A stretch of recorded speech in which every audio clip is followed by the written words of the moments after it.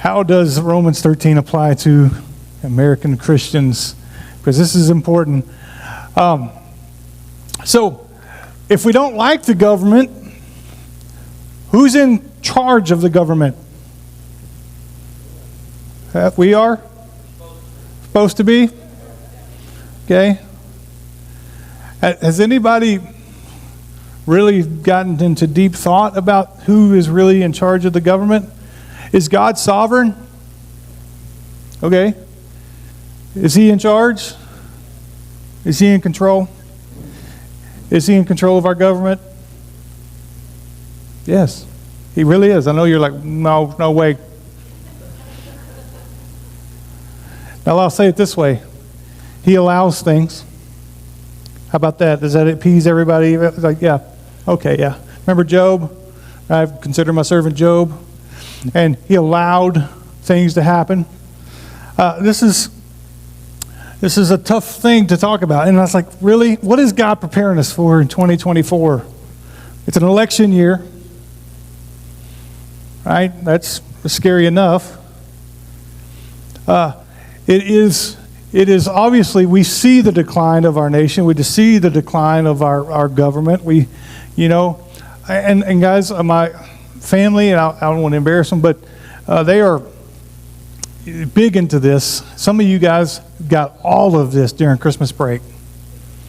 All the politics that you can handle from the dinner table. Maybe Thanksgiving. Right? And I just want to encourage you in how we are to live and navigate through this really, really chaotic, crazy time. Because we can all agree with that.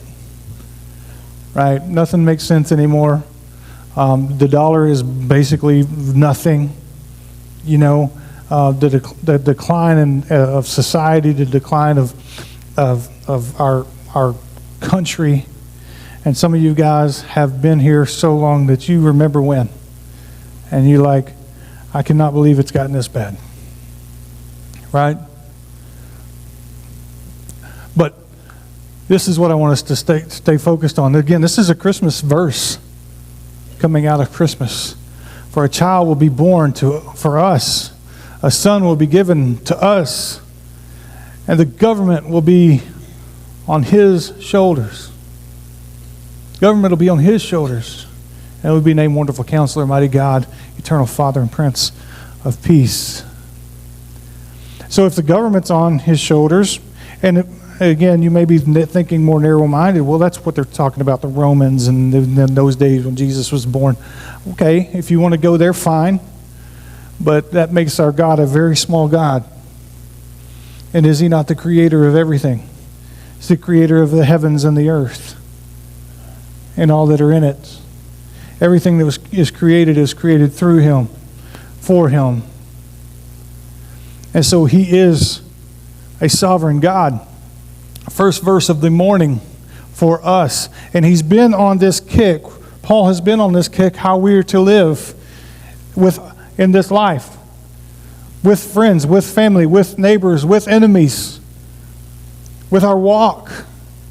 And now he gets into how we're to live in our society. Everyone must submit to the governing authorities. And now we think about governing authorities. We talk about our government, national government, our state government, our city government. There's governing in schools, there's governings in hospitals, there's governings in churches even. There's governings. Everything has a system. We are to be under the submission of that. For there is no authority except from God. And those that exist are instituted by God. That clears that up. And what I need you to know as brothers and sisters in Christ today is everything that's going on in this world, he knows and allowed. Understand that. Everything that's going on, everything that has been so devastating, and it is terrible to watch. I mean, there's wars and rumors of wars, there's things going on all the time. And he knows. And he knows. But how can a just God, how can a loving God, how can a God that is created all of this, how can he allow this to happen? And we won't know on this side of heaven. We won't know. How can he allow cancer to come and take a young baby's life? I got a friend, one of my best friends, his daughter right now is 13 months old, fighting for her life in Dallas because she's having fever-induced seizures, and they're lasting for 30 plus minutes. Like, how does that happen? Right? We know. We've been to these funeral services of people that have passed on, that there's no reason for it. How can a loving God do something like that? Right? And we have to start looking at things spiritually and not fleshly. Because we are not guaranteed another day on this earth. We're just not. We're not guaranteed anything. We're not guaranteed our next breath. But what are we supposed to do? We may not like it. Right? I just asked the question, everybody like what's going on in our nation? Everybody like what's going on in our government? No, a resounding no. Right? And if I had an open mic, we would be here all day talking about the dislikes of what's going on in our nation, in our world. I get it. But what are we to do? How are we to live? We got to submit to a crooked government? That's what the Word of God says. Everyone is to submit to governing authorities. Because that has been put in place by God. Now, I tell you this. Can men screw it up? Yes. All the time. Right? And you want to go ahead and say, well, yeah, I mean, look at it, right? I mean, look at our president. Look at our Senate. Look at our House of Representatives. Look at all of this stuff, right? And that's really good to throw stones. We're good at that. But you know that you're the governing body over your home? Oh, no. Do you know that you're the one that is the one that's supposed to be leading and guiding the way in your own household? In your own marriage, raising of your kids.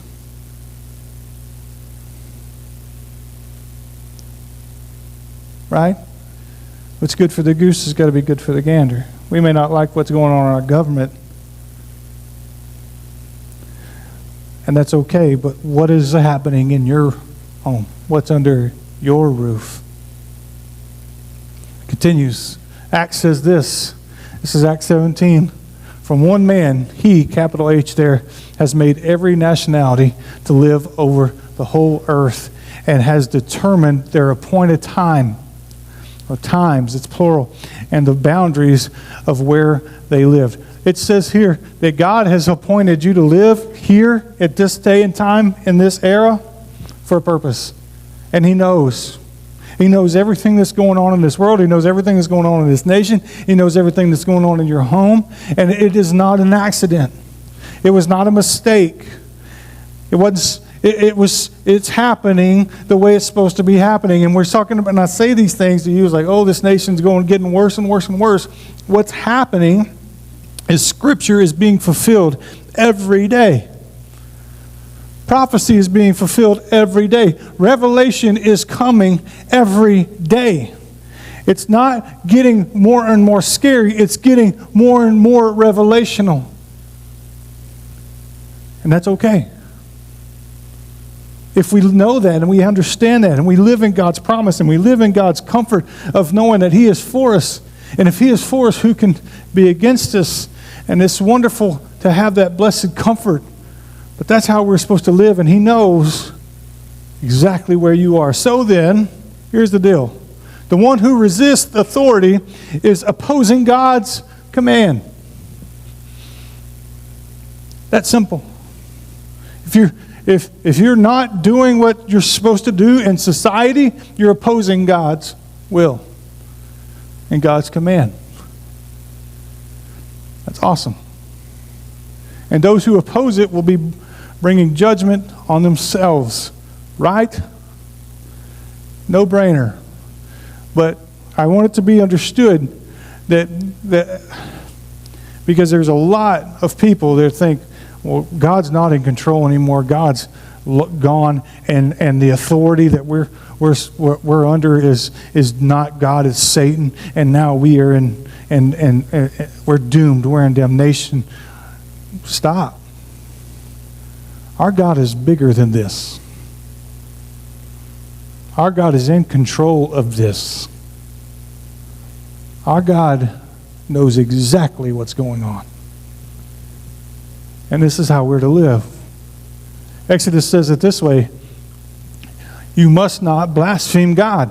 But then the very next verse, or curse a leader among your people. Sorry, Joe Biden. Right? Whoops.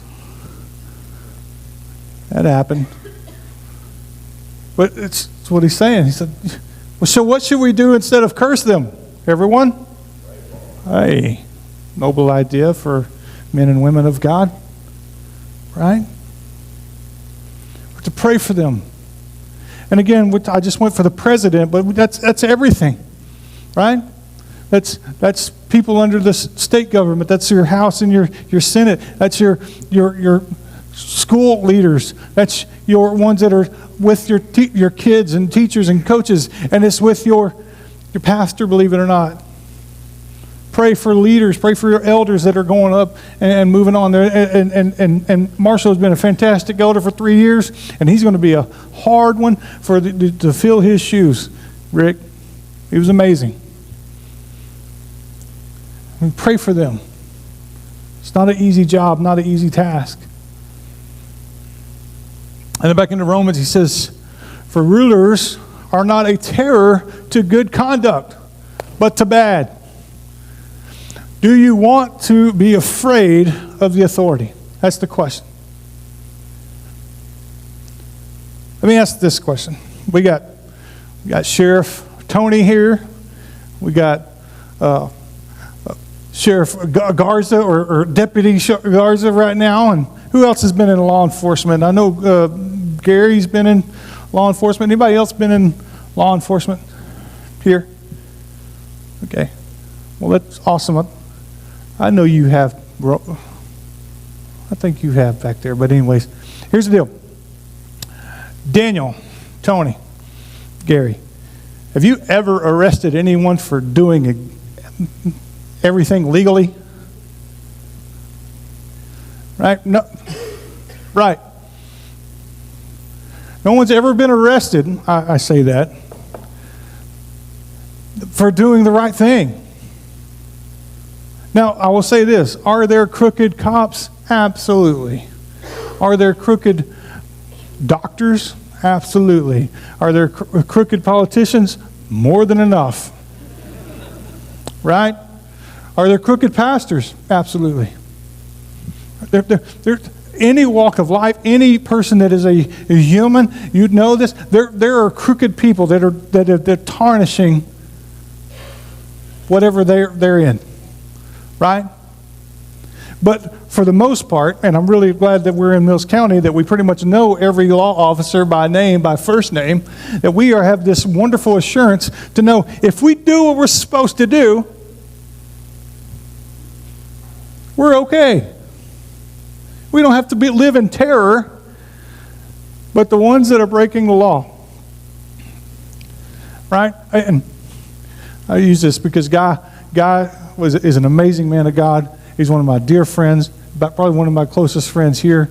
And I say this man served 21 years in the penitentiary for things. Were you innocent? No. Right?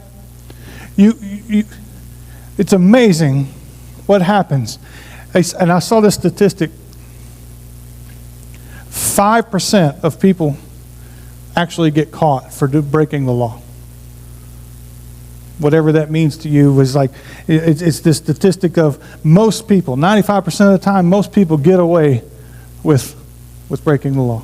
It's just too many. I mean, like we have 5,000 people that live in the county alone. How many people work at the sheriff's office, Tony? 9. All right? It's a lot to cover. But if we do what we're supposed to do and behave the way we're supposed to behave, we shouldn't live in terror of being arrested or being in trouble. And listen, look who's writing this. Who's writing this? Paul. How many times has Paul been in jail? A bunch. He wrote 4 letters from jail. This is a guy that's been through the ringer, and this is what he's saying, right? This may be institutionalized Paul speaking, but he's saying, don't break the law, do what the law says, behave, live a quiet life. This is what you're supposed to do. And if you do these things, you shouldn't live afraid. But how are we to live? We're to do what is good. And it will have its approval, right? And so live a peaceful life. For the government is God's servant for the good, for your good. For your good. Let me say that again because that doesn't sound right, does it? No, it doesn't sound right. For the government is God's servant for your good.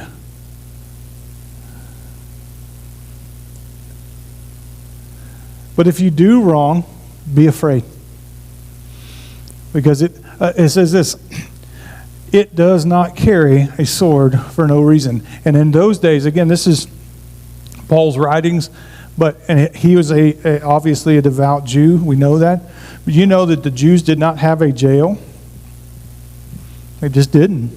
Now the Gentiles, they had jails. Again, Paul was in several of them. But they handled it right off the bat. If you robbed someone, what happened? You would get your hands cut off. Right? You know this? Living in those days, kids, listen to me up there. If you misbehaved and you disrespected or dishonored your mother or your father, you could be put to death. Legally. Glad we don't live that way anymore because me and my wife would be childless. Right? There'd be a lot less people in this room too. Right? I wouldn't be here. I'd probably stand on this pulpit. So we know that things have evolved, but in those days, in the Romans, they dealt with it immediately, right? And the severe crimes would be again punished, but like a minor crime, if you were caught stealing something insignificant, you would have to work for that person to repay your debt, right? It was all lined out, and it was all Levitical law, and you can get into that if you have a lot of time on your hands. But the point I'm trying to make is he's talking about a governing body, maybe in a local sense here, because you can see this. They don't carry a sword for no reason, right? If things get Western on a traffic stop, they have the means to protect themselves, and rightfully so, right? They have families to come home to, and it's important that they get to go home to their families. And we live in a society today where it's more and more and more dangerous, right? It's anti-cop, anti-protection. But he says, if you live your life the way you're supposed to, you don't have anything to worry about. But if you are doing wrong, be afraid, because they have the means to deal with it. For the government is God's servant. It says it again. It says it again. and the avenger that brings wrath on you who does wrong. And again, last little bit of the morning, therefore, you must submit. Not only because of the wrath, but also because of your conscience. It's just the right thing to do. It's just the right thing to do. I know it seems this is a polarizing thing. And you're just like I was when I was studying this, like, God, what's going to happen in 2024? How is this going to happen? Why are we getting this now? God's timing is always perfect in this church, and I've preached messages that it's bizarre. When Trump was elected in 2016, the verse that we studied that morning, "A house divided will not stand," and it was when our nation was absolutely the most divided that I've ever seen, maybe until now. But His timing is always perfect. So what is He setting us up for? What is He preparing us for? Therefore, we must submit, not only because of the wrath, but also because of our conscience. It's the right thing to do. And this is always fun. You're welcome, church. Pay your taxes. Pay your taxes. Stop fussing at Cody and pay your taxes. Right? It's just the way to do it. It's what we're called to do. He says, since the authorities are God's public servants. Cody, you are God's public servant. Whew. Continually attending to these tasks. And he says it again. He says, pay your obligations to everyone. Right? Taxes to those who you owe taxes. Tolls to those you owe tolls. Respect to those you owe respect. And honor those you owe honor. That's so rich. That's the message this morning, Bodie. If you can come on up.